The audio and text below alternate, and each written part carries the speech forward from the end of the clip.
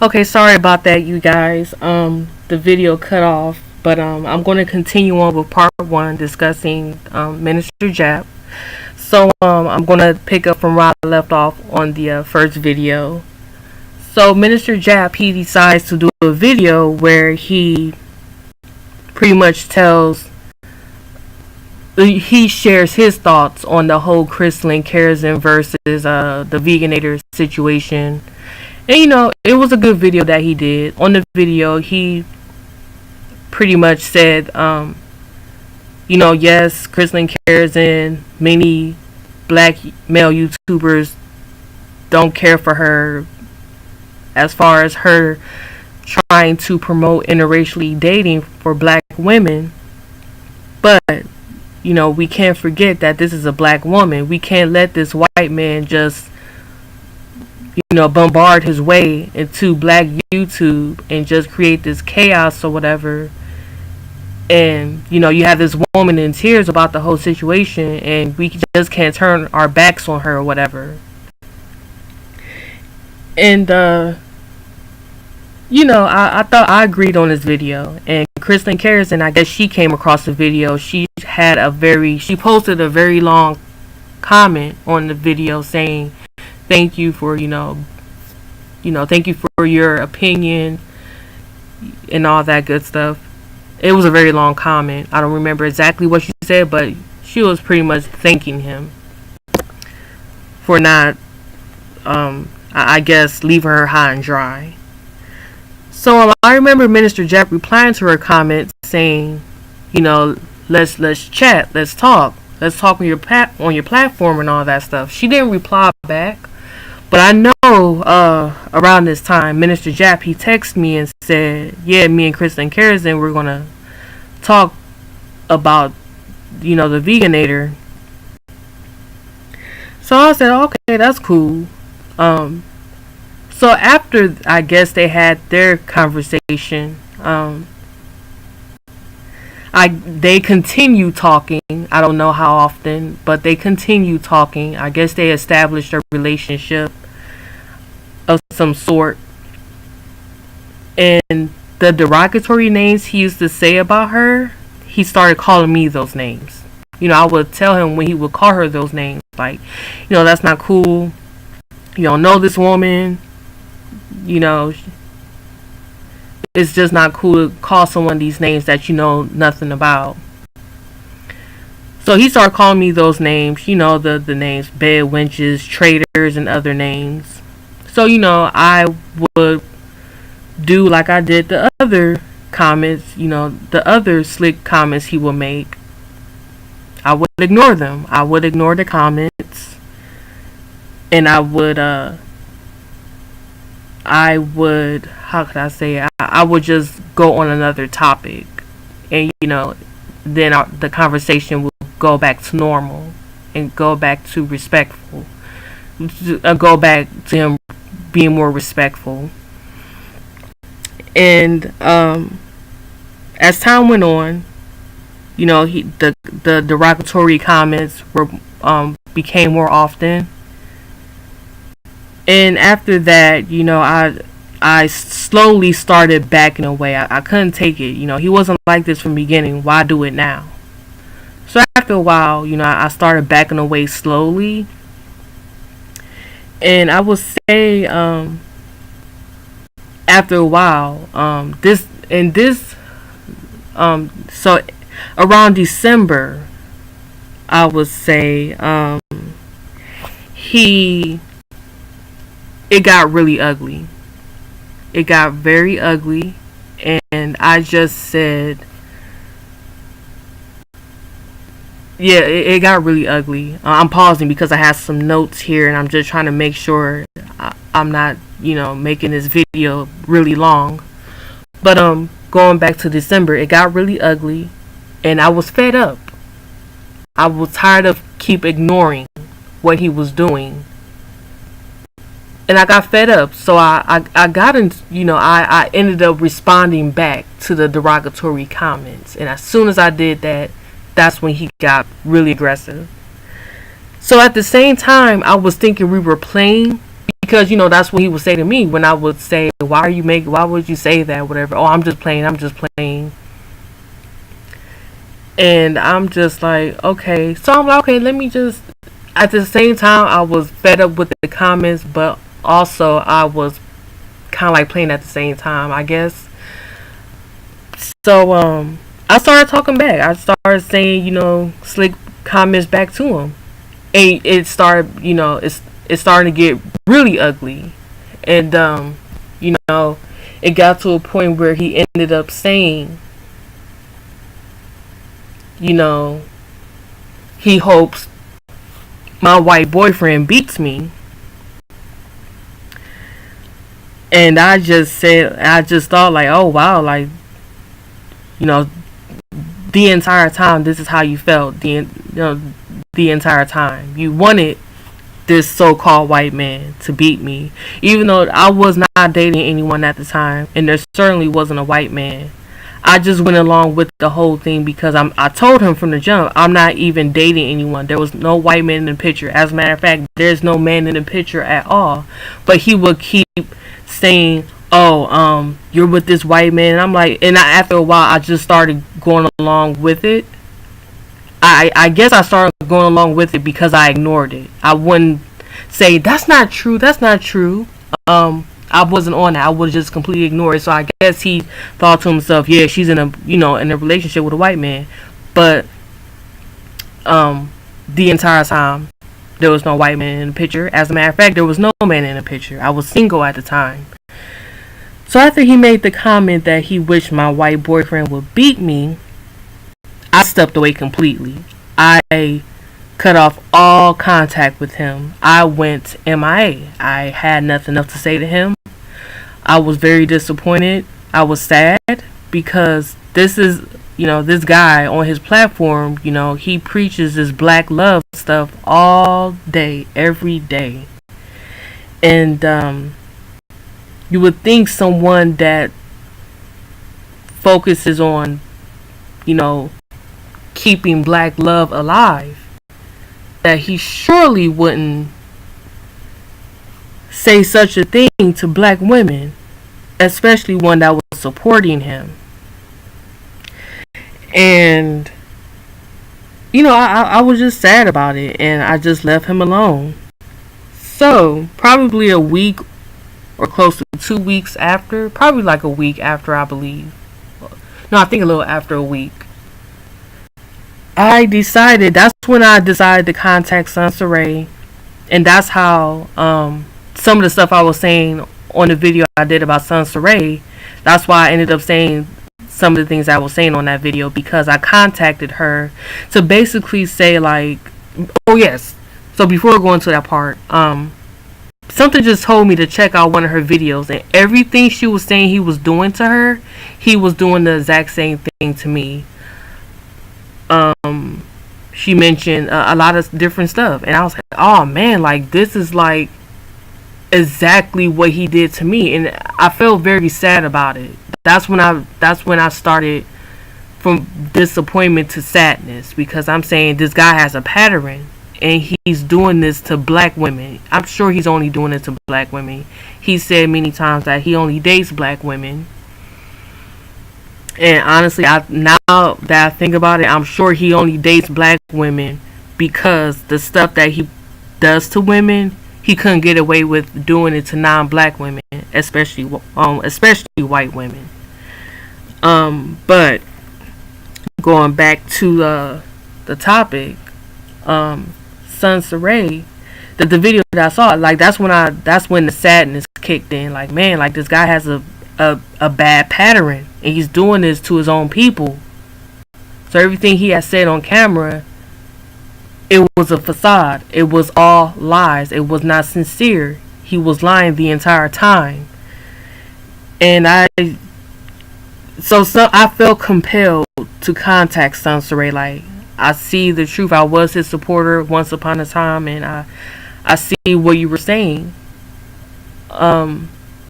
You know, I guess I felt that shame on me that I didn't do more research. But then again, going by Sansa Ray's track record, I I wouldn't say I feel completely bad, but shame on me. I still should have done more research. And that's when Sansaray does her video on me, and whatever. So as soon as she did the video, Minister Jap contacts me, and he because I had his phone number blocked. And I know it's a phone number.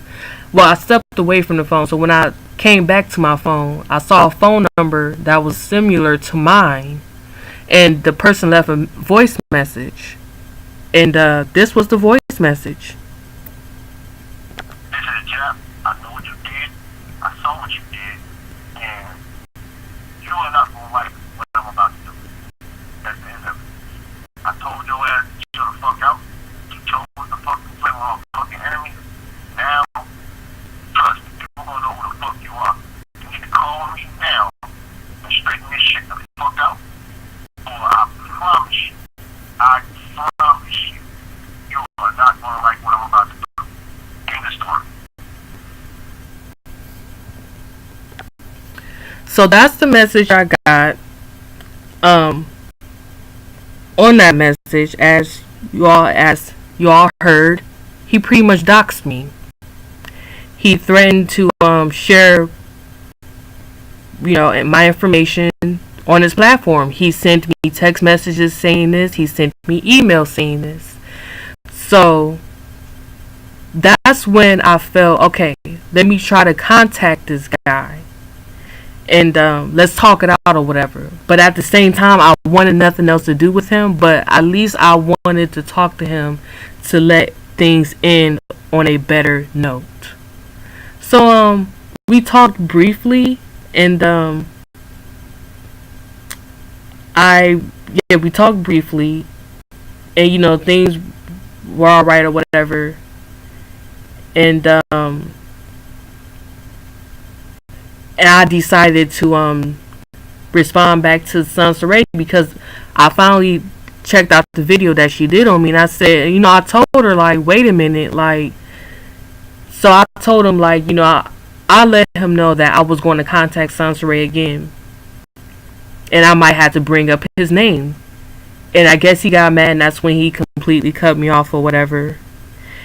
And I'm like, alright, whatever. I tried, and then so that's when I responded back to Sansaray or whatever in that whole situation. I'm not going to get more into that. I say what I had to say about Sansaray, and I'm leaving it at that. But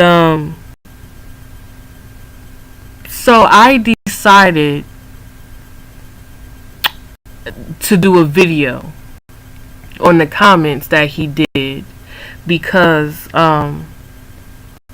we still didn't talk about the comments that he said about this white man beating me. So I said, he still doesn't get it. I think he still doesn't get it, and it needs to get to him that, hey, what you're putting up a facade, and it's not cool.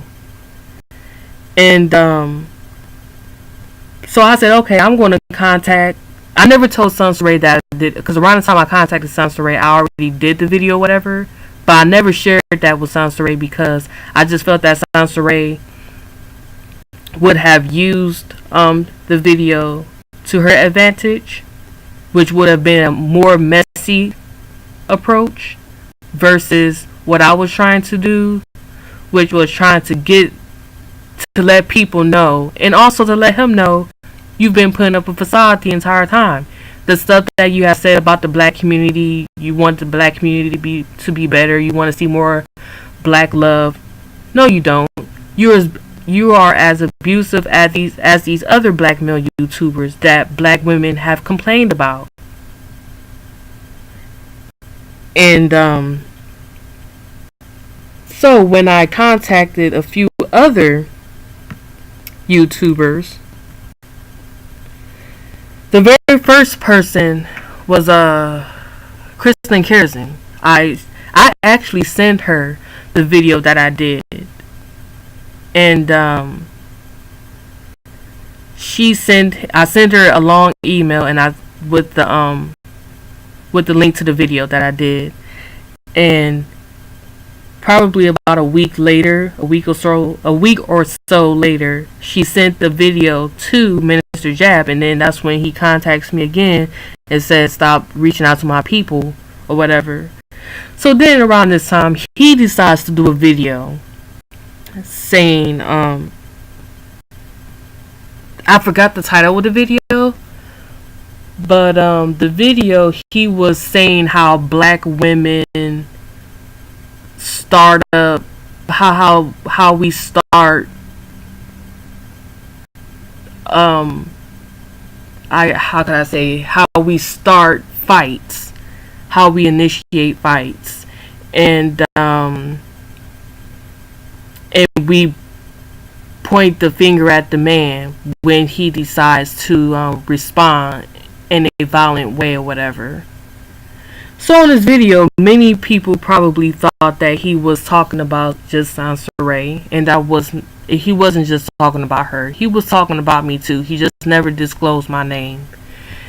And so when I saw that video, I'm just like, okay, this guy's just saving face. He's saving face because Kristen Karazin sent him this video, and the video is not a good look. It wasn't a good look. I was just sharing what he said.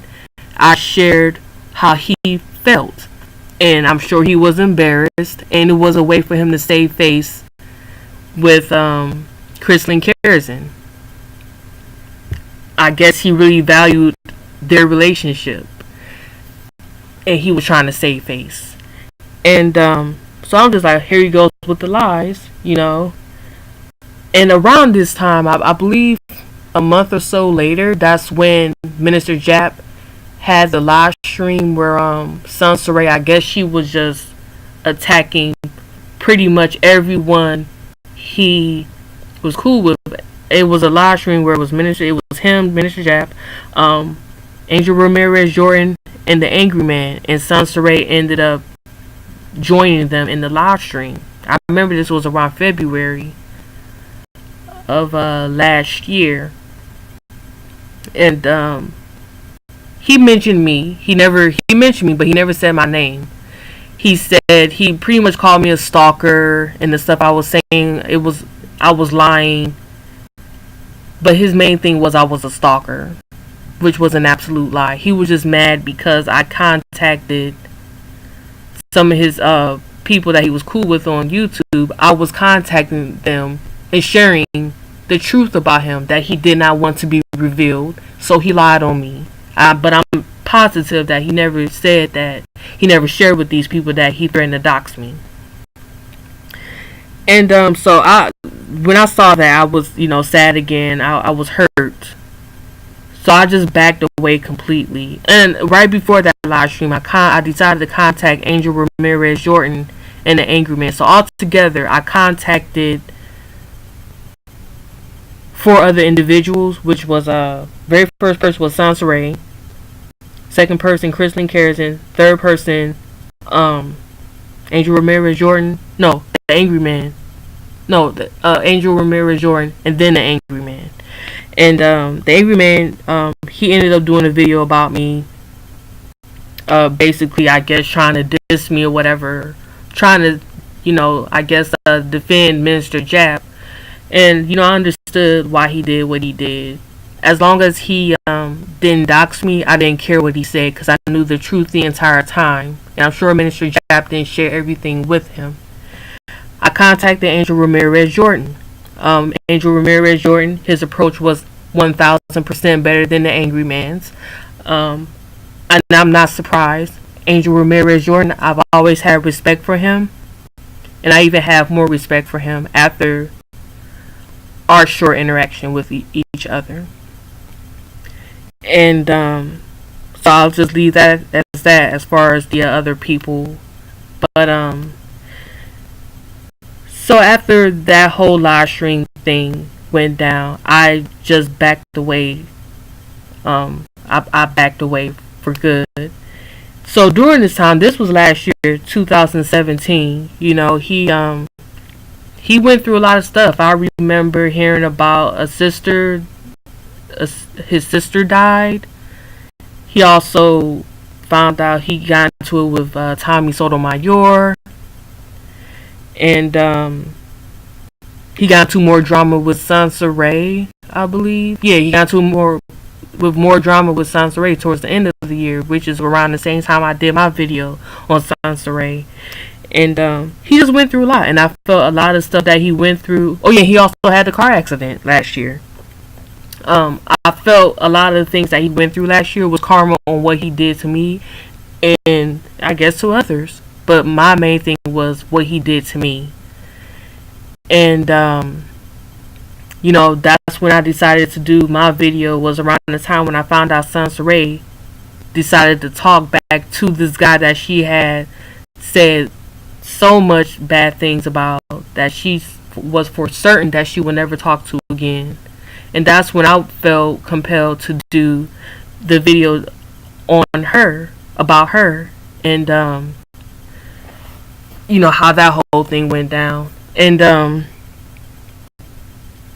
Minister Jap comes across my video, and you know, he's trying to contact me. I still had his phone number blocked. I still have the proof that he was contacting me. He kept calling me repeatedly, and even as early as 4 o'clock in the morning. I'm on the East Coast. He's in you know, Chicago, so there's an hour difference. So I guess it was around 3 o'clock when he called. You know, it was 4 o'clock here. But yeah, the guy, he's very compulsive. Like he has no limit. When he wants something, he goes after it, and he will continue to do so. As Sansa Ray has said, I agree. Of course, like I said, many things that she has said about Minister Jack was absolutely true. I went through the exact same thing, and so I saw a video where Sansa Ray, she mentioned about, you know, it was karma that his sister, how the way he did her, you know, that his sister died because how the way he did her. I just thought that was very cold when she said that. And after I saw that, that's when I decided, all right, let me just see what he has to say. Because at first I was ignoring him completely. He was emailing me, and he was calling me and texting me, and I was ignoring him completely. Because I had nothing else to say to him. I just thought he was a disgusting person. And I still think that to this day he is a disgusting person. And I just said, okay, well, let me just see what he has to say. We talked for like an hour and a half. It was a good conversation. You know, I shared my thoughts, and he shared his thoughts. I shared, you know, I put everything on the table pretty much. And, you know, he apologized many times. He said he apologized for disrespecting me. He knew exactly what he did. Because he knew that he lied. He knew that he disrespected me. Because I showed nothing but respect to him. I listened to him, and I respected him. I supported him financially. He shared, you know, some things that he was going through. He shared with me, and I gave him advice. I listened. I did all that. And he treated me like trash towards the end. And I said, okay, all right. So I'm like, we were nothing like we were before, but at least, you know, we were cool or whatever.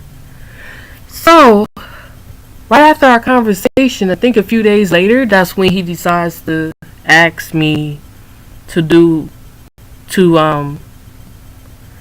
how could I say it, to pretty much play this game with Sansa Ray, where I pretend that Minister Jap beat me before or whatever. Like, he wanted me to contact her and to make up a story that he beat me before, and I was going to share everything or whatever, and more than likely she would share, you know, she would do a video on it, and then I guess he would respond back and say it was all planned. It was all, the whole thing was fake. We just did this to get back at you, whatever. So I didn't want to be involved with that. My thing was, I said what I had to say about Sansa Ray, and I'm leaving it at that. I'm not going to keep doing videos about her, regardless if she decided to respond back to my video or not. I had nothing else to say to her. Her situation was bad enough. You know, she was way worse off than when I first contacted her. I'm not going to, you know, kick somebody while they're down. You know, but and also I don't have time to respond back to trash.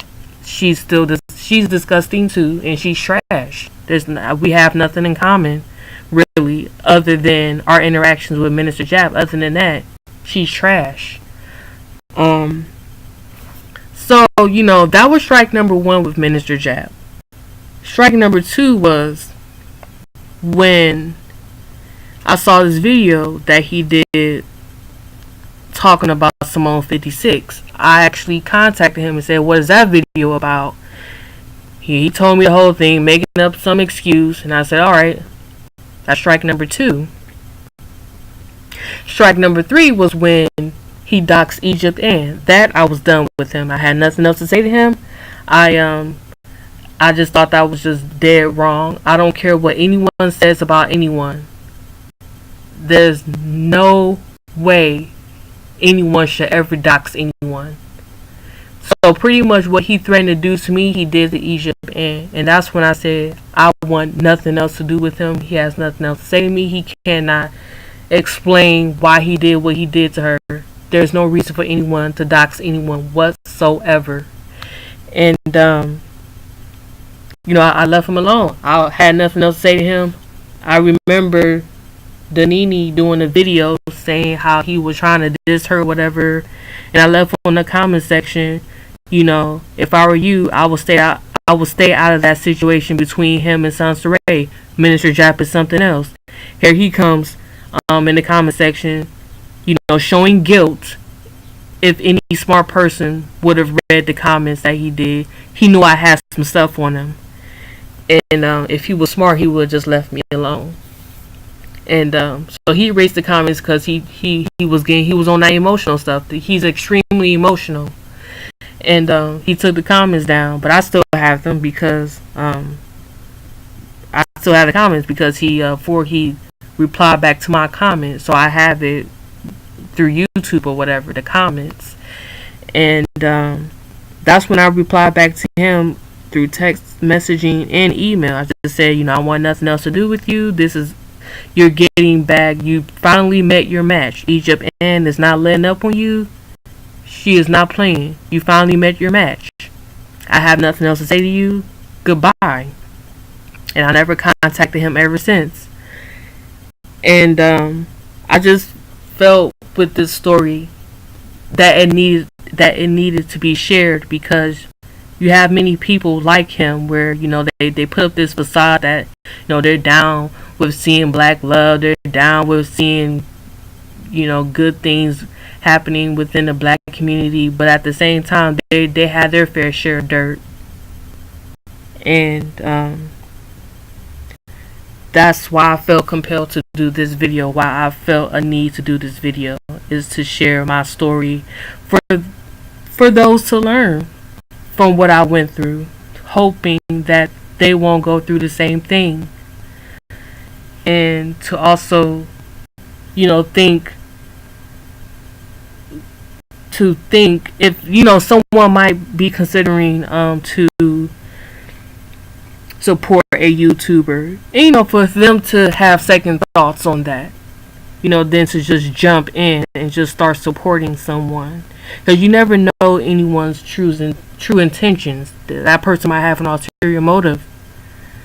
You just never know. But like the saying, what's done in the dark will soon come out in the light. And Minister Jap, everyone has seen this guy done wrong, but no one hasn't really been on him, on his wrongdoing. You have some people that have done it, but unfortunately they have been overshadowed or outshined by those that support him. And as long as we just put these people out there that are doing wrong to others as far as the black community, hopefully that will force them to stop doing their wrongdoings. But we have to put these people out there. We have to. We can't let up on these people. We just can't ignore them. We have to expose these people. And that is one of the reasons why I'm doing what I'm doing as far as sharing my story. It's time to not just keep quiet or remain quiet on those that are doing wrong. I know this video, it ended up being long, but I had to share what I had, what I've been through, and hopefully many will learn. Thank you for taking the time out to listen. Again, I'm going to do a part 2, and I will be focusing on Kristalyn Karazin. And it's unfortunate that I have to do these videos, but it has to be done. Thanks again for listening. Have a great day.